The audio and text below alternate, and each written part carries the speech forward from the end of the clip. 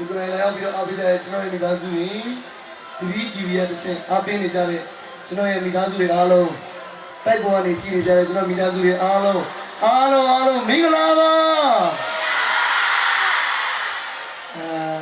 ဒီကတော့မင်္ဂလာပါလို့ကျွန်တော်တို့တဲ့ကြားတာပေါ့နော်ဒါပေမဲ့ BBTV ကလည်းကျွန်တော်တို့မင်္ဂလာပါဆိုတဲ့စာကြောင်းလေးရေးပေးပါဦးမင်္ဂလာပါ BBTV ရပါဆိုဟုတ်ကဲ့နေကောင်းတယ်လေပွဲကြည့်မယ်လားတိုက်ပေါ်ကမင်္ဂလာပါဆိုလက်လေးရမ်းပြပါရဝင်ကမပေးဘဲနဲ့ကြည့်တဲ့လူတွေကျေးဇူးများကြီးတင်ပါတယ်ကိုမျိုးအဝေးရနေပြီးတော့နော်